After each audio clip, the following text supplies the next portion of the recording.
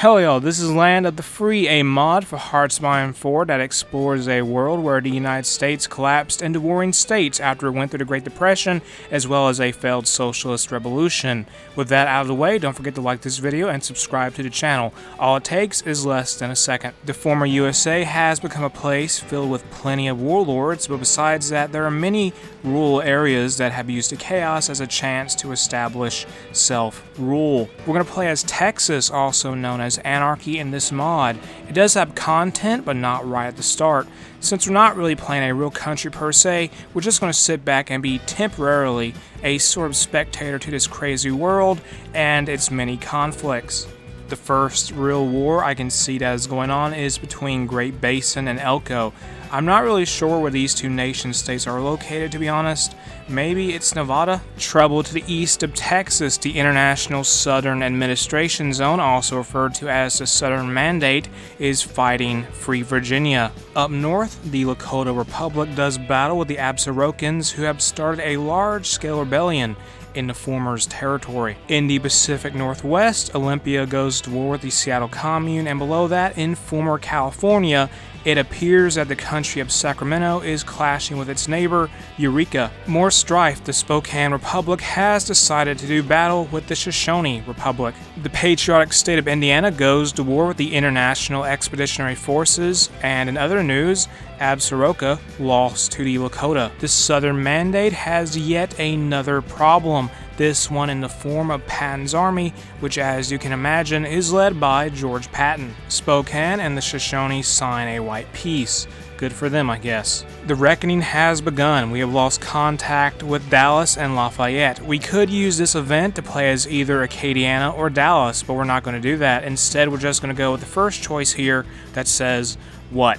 Far away from us in New England, the Northern Administration Zone, or the Northern Mandate, finds itself in a war with Shays' Second Rebellion for Liberty. The nation of Anarchy has suffered a big blow in terms of land it controls, thanks to the recent breakaway of Dallas and Acadiana, who have both emerged as independent countries. The reckoning continues. Three choices are presented here. The first one is bruh, the second is I like ships, and the third is I love audio clips that will come back to haunt me in a year. Out of all these choices, let's go with bruh, because that seems like a wise decision. So Matagorda and perhaps more importantly, Houston have become independent places, separate from us. I'm not sure if this is a good or bad thing. The Reckoning Part 3 has arrived, officially known as The Reckoning Has Begun, Part 2. We can pick one of two things here. The first one is presented to us as I love error, word not found, and the second is I will stick to anarchy. We're going to go with the latter. The anarchist country has fallen apart. We're now going to be playing as the Texan Black Army, and also Austin has become its own thing, and it looks like some Dixiecrats are in charge of it. The Black Army has the national spirit, American warlord, land devastation, fighting for Texas, and fighting for freedom. Its leader is Nicola Sacco, and its ideology is libertarianism. Sacco, in real life, was an Italian immigrant anarchist who, along with an associate, had a controversial trial where they were accused of killing a guard and a paymaster, as well as robbing a shoe company in the U.S. state of Massachusetts. The trial became notorious as it was suspected that an anti-Italianism, anti-immigrant, and anti-anarchist bias heavily influenced the verdict. Many protests were held in quite a few major cities around the world, but regardless, the two men were charged with first-degree murder, and both were electrocuted in the electric chair in 1927. As decades went by, many investigations took place, and the case became quite murky in regards to Sacco's innocence. It seems, based on what I have read, good arguments could be made for him and his partner being either guilty or innocent. Our military consists of 4 divisions. 2 of them are cavalry and 2 are infantry. As for commanders, we have a single one, and his name is Milton Wolfe. We do have a focus tree, but we can't do anything with it at the moment because the prerequisite for the starting focus is for us to be at war. Out on the West Coast, Los Angeles County has started fighting Orange County. We're going to get ready for any potential wars by training 2 units of volunteer guard and 1 unit of volunteer militia. The Texan Civil War has begun. What this amounts to is essentially a free-for-all between us Dallas, Houston, and Austin. We can now start doing stuff in the focus tree. Let's do Battle for Texas and Restoring Order. This Scramble for Texas, this event gives us some info on the fight that is going on, such as the many warlords that filled up the Anarchy state have been now divided into a handful of factions. These groups can be described in this way.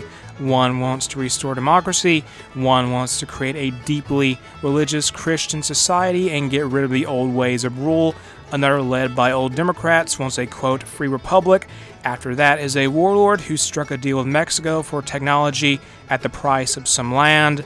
Last but not least is the Texan Black Army, who we're playing as, who wants a free Texas without any government. As a result of the scramble, we formally declare war on Houston, Austin, and Dallas. Official news about the Texas Civil War.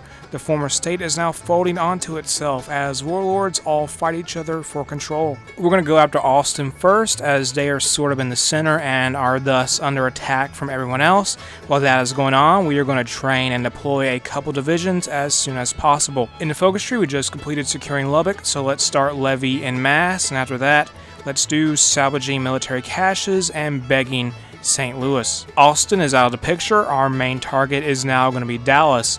Hopefully their soldiers are going to be preoccupied with Houston to the east. Not too far away from us, the socialist Mississippi Commonwealth attacks the St. Louis territory. I wonder if this is going to affect how our begging goes. The Second Republic of Dallas declared war on the Christian front. Wait, was Dallas not at war with Houston to begin with? Oh, whatever. We will still have an open path to the enemy capital if we successfully capture Fort Worth. We are gaining ground. Soon we will have Waco and maybe even Houston under Texan Black Army control. Up north, I think, the Great Plains Society has started fighting Kansas City. Sacramento falls to the Japanese. Welp, it seems California is now a thing, somehow. Up near what would usually be the Canada-US border, Bismarck is fighting the Sioux. Somehow Dallas is still alive. They will only capitulate when they have 2% of their victory points or less.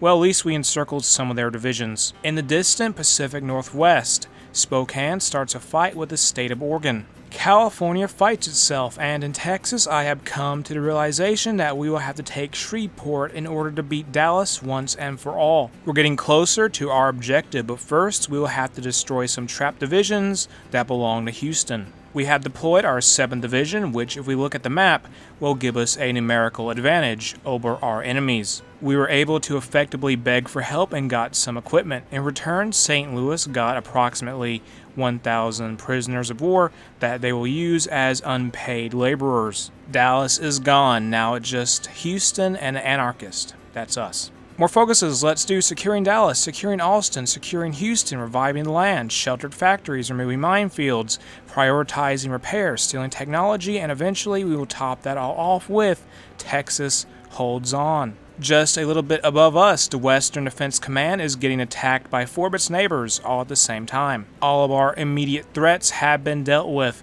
The Texan Black Army stands victorious. We captured a lot of equipment from our now defeated opponents.